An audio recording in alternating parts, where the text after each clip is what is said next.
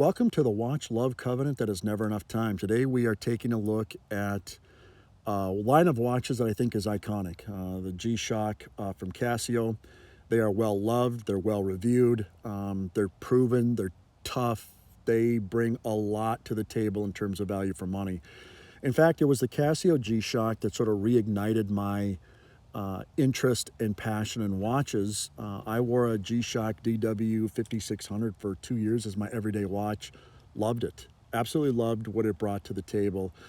And today we have one that I'm a little bit confused by. I don't get it. I'm not a channel that just goes on rants because I think that's entertaining.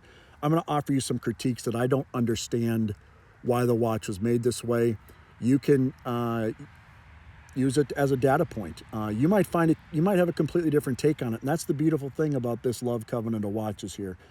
We take everybody at the table. If you love watches, if you leave watch snobbery at the door, you're welcome here. We try to break it all down. So let's take a few moments. Let's jump into, I think, a polarizing and conflicting watch for me.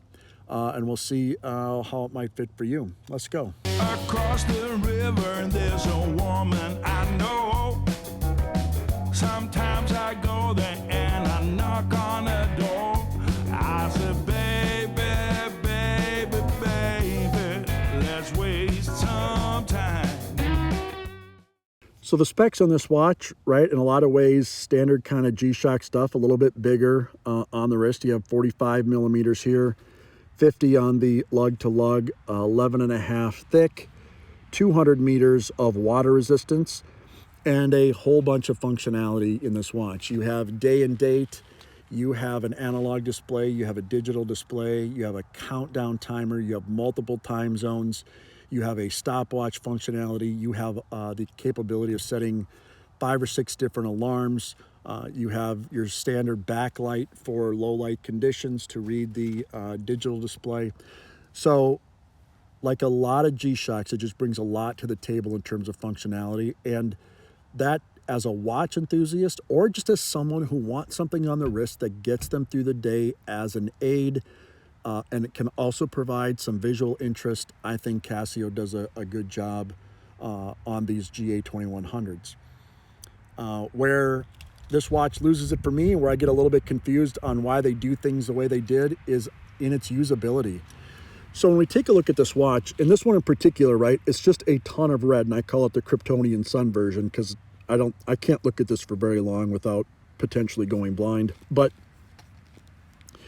the analog display, as we sit here in this lighting, you can tell the time fairly easily, but it would have been easier if if the whole hand had been white. With just these little sticks of white, still sometimes in the right lighting conditions, and holding your watch at a normal position on your wrist, your eyes, at least mine, don't lock in on the time really quickly. You know, wearing something like, well, any watch that has an analog display, right? Today we're looking at the Seamaster. I can quickly tell, right, it's 2:34. When I look at this watch, I go, well, I have the wrong time zone, 3:34. But in the right light, it can catch it. But when you have it sit in a certain way, there's not enough sometimes white on those handsets to even, for my eyes, to easily tell hour, minute. You might be different. This could just be some old man thing. Looking at solid red just doesn't work, or maybe I have to be Kryptonian to read it better. But even if you can read the analog okay, the negative display, digital display here, you have to catch the light just right. It is totally unreadable. So I think I catch it there just right. You can see it, but when it's on your wrist like this, you can't read it. And I don't understand who thinks that that's functional at that spot. You have a day indicator here, totally unreadable no matter how I hold it, unless I get macro photography, which I'll roll some in or bring it up really close. I only know when it's Saturday because it's straight down, and Sunday when it's straight up. Anything in here, I'm lost. I can't read it. And so I don't enjoy a watch that loses me from a functionality standpoint. And to me, that's where this watch completely falls apart for me. I think this watch is polarizing because the other GA2100s when I go to eBay are selling for over retail. This one's still right at retail for $100.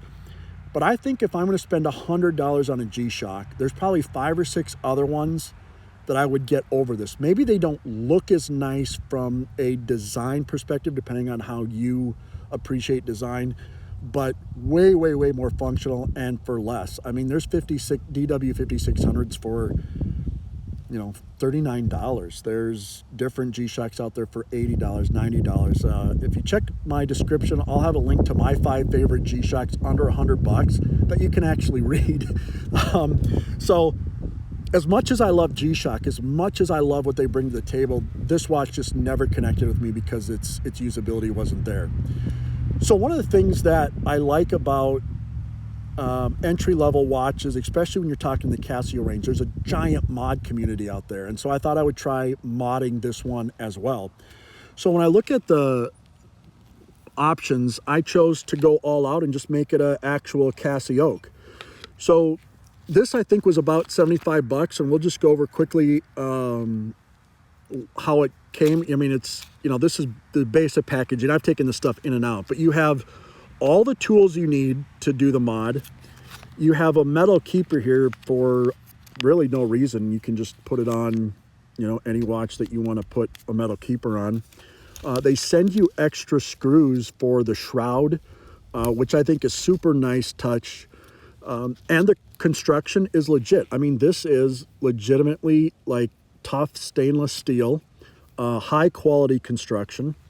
The bracelet itself is fantastic for the price. You have screw-in links, right? I've paid more for micro brand watches that had metal bracelets with push pins, and here you're getting some nice screw-in links. The bracelet clasp works excellent. You have chamfered edges. The only thing I would say is as you run your fingers down, you can feel at different spots a little bit of roughness. It's not all the way down, but there's just some of these that feel a little bit rough. And again, for the price, I'm not going to gripe too much about that. Now, constructing it, actually doing it, I'll roll in a construction montage here, and it's very, very easy to put together. Follows is a brief construction montage. Across the river, there's a woman I know. Sometimes I go there and I knock on her door. I said, baby, baby, baby, let's waste time. The modification. So everything from a quality standpoint on this completely checks out to me. So here are some photos of it now completed, looking both on my wrist and just some photos I'll roll in as I continue to talk about it. And just like the actual G-Shock we're reviewing today, I got no qualms with the build construction on this. It's fantastic, really. For $200, you can have the experience of wearing an integrated bracelet, a decent quality one. It certainly dresses up the red. When you take off the red, replace it with the stainless steel and have the red face, I think it actually makes the watch look better. My guess is all the G-Shocks will look decent in this. It's a good-looking, high-quality metal bracelet and modification. My issues with it are the same as with the Casio. It's too incongruent for me. When I buy a G-Shock, I'm buying it because I'm going to use it as my everyday watch, as my hard use watch. I really don't like the beater watch category. It makes it feel like a watch isn't worth anything. So if you watch this channel enough, you're going to hear me call it a hard use watch. I like using the G-Shocks out in the garden, out camping, splitting wood, doing tasks where I might be banging my wrist around a little bit, not on purpose. That's just the tasks that are at hand. I love G-Shocks for those tasks, those purposes. What a great grab and go watch. You're just heading out somewhere and you don't want to set your automatic watch. You don't want to fuss with anything. Just grab the G-Shock and throw it on. Everyone's wearing rubber band looking things today, or these athletic fitness trackers. G-Shock looks right in step with all those. So it's always a decent grab and go option, always a decent everyday option. So that's what I like the G-Shocks for. So putting this metal bracelet on it, I would not find a good use for that. That's just me. So who do I think this watch is for, and who do I think this modification is for? If you're a G-Shock enthusiast, or you have a couple G-Shocks, or you just want a different kind of G-Shock because you want to wear it for those times that you want to wear just a totally red, bright sun on your wrist, you don't really have much need to tell the time, boom. But I do think if you have a large G-Shock collection, there's no reason not to add this. If you can get it at retail, they're fairly inexpensive, around 100, 115 bucks, something like that. I think if you have a lot of different G-Shocks and you are someone who gets some sort of pleasure out of incongruency, right? You like wearing your dress watch with shorts and a t-shirt, hanging outside doing a barbecue, or you like wearing your industrial looking tool watch with your suit and tie to a wedding. I think this modification, so you have a very elegant looking bracelet with a digital slash analog quartz watch. Why not? I mean, that's what the Watch Love Covenant's all about. You do whatever makes you happy and enjoy the product. And I think that's where that might be as well. I'm going to cut it off there. I think it's interesting to have experienced it. I just have other G-Shocks that are better. And hey, if you don't mind spending a few minutes with just a common working man's approach to the world of watches, give it a thumbs up, a like, a subscribe, comment. I respond to most comments. I enjoy interacting with all of you. And hope that you enjoy the holiday season. We have several videos that I'll be editing, so we'll have a more regular release schedule through the holidays and into 2021. Next up is the Seal A.5, which is an integrated watch from a micro brand.